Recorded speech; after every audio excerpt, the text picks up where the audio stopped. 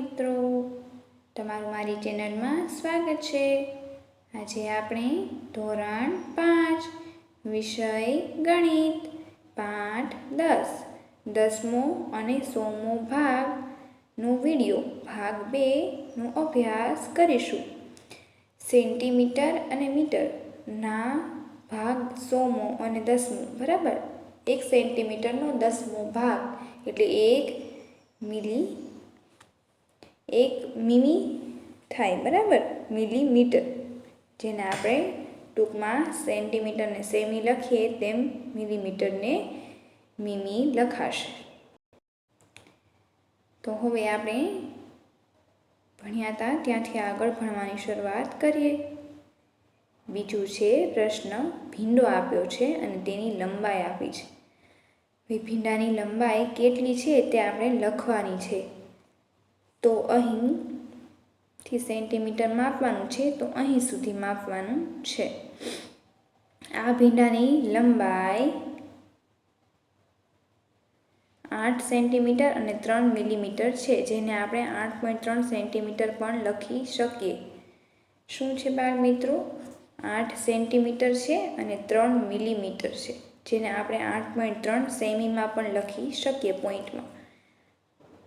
હવે એની પછીનો ત્રીજો પ્રશ્ન છે, આ પાના પર આપેલ ફૂટપટ્ટીનો ઉપયોગ કરીને મીણબત્તી 1, મીણબત્તી 2 અને મીણબત્તી 3 છે બરાબર। 3 મીણબત્તી અલગ અલગ આપેલી છે, પણ આમાંથી ફૂટપટ્ટીનો ઉપયોગ કરી મીણબત્તી આ 1 અને આ ત્રીજી એની જ વચ્ચેનો તફાવત શોધવાનો છે બરાબર। તો એમાં શું શું લંબાઈ કે એવું માપવાનું છે? તો એમાં છે મીણબત્તીની લંબાઈ અહીંથી અહીંયા સુધી અને આ જ્યોતની લંબાઈ, જે મીણબત્તીની જ્યોત પ્રગટતી હોય તેની લંબાઈ માપવાની છે બરાબર।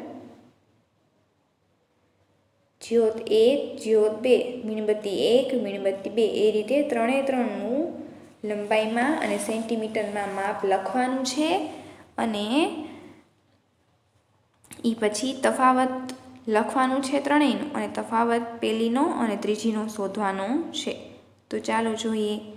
મીણબત્તી 1 બરાબર, એની સેન્ટીમીટર શું છે? 2 સેન્ટીમીટર અને 9 મિલીમીટર, આ ઊંચી છે 2 સેન્ટીમીટર અને 9 મિલીમીટર।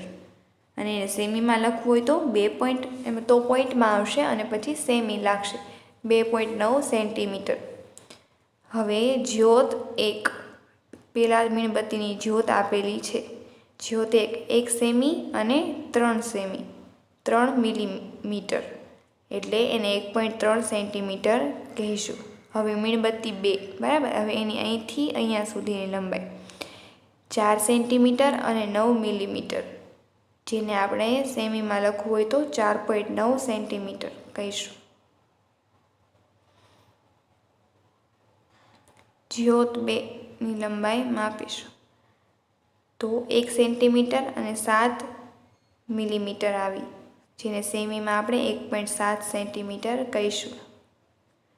મીણબત્તી 3, ત્રીજી મીણબત્તી છે ને તેને પણ, તો એની 6 સેન્ટીમીટર અને 0 મિલીમીટર, પાકી 6 સેન્ટીમીટરની એની લંબાઈ છે અહીંયા। તો એને સેમીમાં લખવું હોય તો ખાલી 6 સેમી લખાય। જ્યોત ત્રીજી 1 સેમી અને 5 મિલીમીટર, 1.5 સેન્ટીમીટર બરાબર। તો એને આ રીતે કહીશું।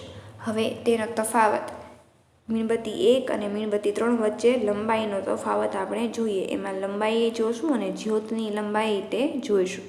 તો હવે છે મીણબત્તી 1ની લંબાઈ 2.9 સેન્ટીમીટર અને જ્યોતની 1.3 સેન્ટીમીટર એટલે 4.2 સેન્ટીમીટર થઈ। એ જ્યોતની લંબાઈ એ મીણબત્તીની જ લંબાઈ કહેવાય, એટલે બંનેનો અંદર સરવાળો કરી દીધો। મીણબત્તી 3ની લંબાઈ 6 સેન્ટીમીટર અને 1.5 સેન્ટીમીટર એટલે 7.5 સેન્ટીમીટર થાય। મીણબત્તી 3ની પણ 2 સેમીની સરવાળો કરી દીધો, તેથી તફાવત છે, તફાવત શું આવે છે તો 7.5 સેમી અને 4.2 સેમી, બે વચ્ચેનો તફાવત કરવા માટે મોટામાંથી નાનું આપણે બાદ કર્યું, એટલે 7.5 સેન્ટીમીટરમાંથી 4.2 સેન્ટીમીટર બાદ કરતાં 3.3 સેન્ટીમીટર જવાબ મળે. મીણબત્તી 1 અને મીણબત્તી 3ની લંબાઈ વચ્ચેનો તફાવત શું મળ્યો આપણને? 3.3 સેન્ટીમીટર. હવે જોઈએ અંદાજ લગાવવો અને રંગ પૂરો. સૌ પ્રથમ નીચે આપેલ સળિયાને માપ્યા વગર તેને બતાવેલ રંગ વડે રંગો, પછી ચકાસો. આપણે અંદાજ લગાવવાનો છે અને અંદાજે જ આપણે જોવાનું છે. સળિયાની લંબાઈ 1 સેમી કરતાં ઓછી હોય તો ત્યાં લાલ કલર કરવાનો છે. સળિયાની લંબાઈ 1 સેમી અને 2 સેમીની વચ્ચે તમને અંદાજ લાગતો હોય તો ત્યાં વાદળી કલર કરવાનો છે. સળિયાની લંબાઈ 2 થી 3 સેમીની વચ્ચે જો તમને લાગતી હોય તો ત્યાં એ સળિયામાં લીલો કલર કરવાનો છે.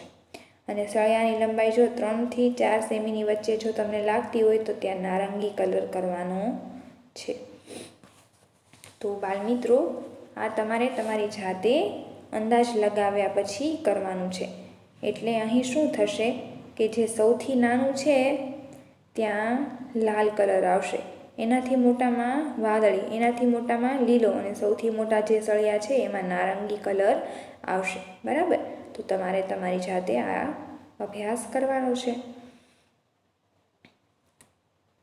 હવે જોઈએ અંદાજ લગાવો અને ચિત્ર બનાવો અને માપો. બરાબર? આ અંદાજ લગાવવાનો કીધું છે. આ વસ્તુઓના ચિત્રો બનાવવા માટે તેમની લંબાઈ વિશે અંદાજ લગાવો. તમારા મિત્રને પણ તે ચિત્ર બનાવવા કહો. ચિત્ર બનાવ્યા પછી ફૂટપટ્ટીનો ઉપયોગ કરી તે ચિત્રની લંબાઈ માપો. કોના ચિત્રનું અનુમાન વધારે ચોક્કસ હતું? હવે શું છે? લંબાઈનો અંદાજ લગાવો અને દોરો. તમારા બનાવેલા ચિત્રનું માપ ને તમારા મિત્રએ બનાવેલા ચિત્રનું માપ. બરાબર? તમારે એવું અંદાજ લગાડવાનો છે કે તમે જે ચિત્ર દોરો એ 1 સેમી કરતાં નાનું હોવું જોઈએ. બરાબર?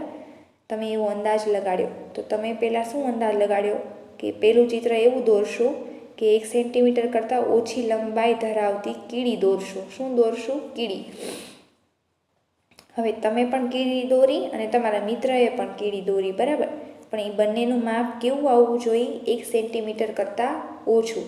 તો આને 0.8 સેન્ટીમીટર આવ્યું, એટલે કે 8 મિલીમીટર આવ્યું, અને 0.9 સેન્ટીમીટર એટલે કે 9 મિલીમીટર. આનાથી આ મિત્રનું કીડીનું માપ શું છે? 1 મિલીમીટર વધારે છે. હવે આશરે 7 સેન્ટીમીટર લંબાઈની પેન્સિલ દોરવાની. પછી બીજું ચિત્ર એવું રાખ્યું કે 7 સેન્ટીમીટર સુધીની લંબાઈ ધરાવતી પેન્સિલ દોરવાની છે. બરાબર? એટલે 7 સેન્ટીમીટર જેટલી, એમાંથી ઓછું હોય તો ચાલે પણ 7 સેન્ટીમીટરથી વધવું ન જોઈએ. તો આપણે કેવું બનાવ્યું? 6.7 સેન્ટીમીટર અને મિત્રએ 6.8 સેન્ટીમીટર. આમાં પણ એને 1 સેન્ટીમીટર એટલે 1 મિલીમીટર વધી ગઈ લંબાઈ. હવે ત્રીજું ચિત્ર કેવું દોર્યું? 11 સેન્ટીમીટર ઊંચાઈ ધરાવતો ગ્લાસ કે જેમાં 5 સેન્ટીમીટર સુધી પાણી ભરેલું હોય. કેવી રીતના? 11 સેન્ટીમીટર ઊંચાઈ એટલે આમ ઊંચાઈ ધરાવતો. બરાબર? અને જેમાં 5 સેન્ટીમીટર સુધી તો પાણી ભરેલું હોય. તો આપણે શું દોર્યું? 11.4 સેન્ટીમીટર અને 5 સેન્ટીમીટર પાણી. બરાબર? તો એ 11 સેન્ટીમીટરથી વધી ગયું, 11.4 થઈ ગયું. અને અહીં છે 11.2 સેન્ટીમીટર અને 5.4 સેન્ટીમીટર, જે 11 સેન્ટીમીટરથી પણ 2 સેન્ટીમીટર વધી ગયું. અને પાણી પણ 5 સેન્ટીમીટર જ હતું, તો ત્યાં પણ વધી ગયું અને 4 સેન્ટીમીટર 5.4 સેન્ટીમીટર થઈ ગયું. હવે જોઈએ 20 સેન્ટીમીટરનો પરિઘ ધરાવતી બંગડી. બરાબર? પરિઘ એટલે શું? વર્તુળ. બરાબર? અને પરિઘ ધરાવતી,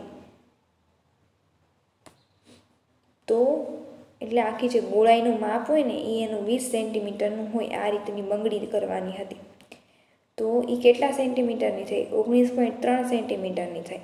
અને તમારા મિત્રને 19.6. તમે કોઈ પણ આ રીતે માપ લઈને લખી શકો છો. હવે અહીં છે 16 સેન્ટીમીટર લંબાઈના વાંકડિયા કરલી માથાના વાળ દોરવાના હતા. 16 સેન્ટીમીટર સુધીના. તો તમારો બનાવેલા ચિત્રનું માપ 15.6 સેન્ટીમીટર અને મિત્રએ 15.7 સેન્ટીમીટર જેટલા સરિયા કર્યા, બરાબર. તો બાળ મિત્રો, આપણે અહીં સુધીનો અભ્યાસ કર્યો અને જોયું કે આપણે દોરેલું ચિત્ર અને મિત્રએ દોરેલું ચિત્ર અને તેના માપનો અંદાજ કેટલો થાય, અને જે આપણે સમજ્યા કે લંબાઈ અંદાજ કરીએ અને એ પછી માપીએ તો બંનેનું માપ સરખું થાય છે કે નથી થતું. પહેલાં અંદાજ લગાવ્યો કે આપણે 1 સેન્ટીમીટરનું દોરશું, 2 સેન્ટીમીટરનું, 10 સેન્ટીમીટરનું કે કોઈ પણ, અને પછી એ સેન્ટીમીટર પ્રમાણે આપણું ચિત્ર દોરાય છે કે નથી દોરાતું. ખરેખર જ્યારે અનુમાનથી કરીએ અને પછી એ અનુમાનને માપીએ ત્યારે આપણને સાચી ખબર પડે. તો બાળ મિત્રો, આપણે અહીં સુધી અભ્યાસ કર્યો. નમસ્કાર. આગળનું આપણે આવતા વિડીયોમાં ભણીશું.